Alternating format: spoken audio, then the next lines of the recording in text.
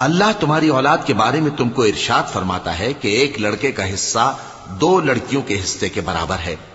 اور اگر اولاد میت صرف لڑکیاں ہی ہوں یعنی 2 یا 2 سے زیادہ تو کل ترکے میں ان کا 2/3 ہے، اور اگر صرف ایک لڑکی ہو تو اس کا نصف ہے،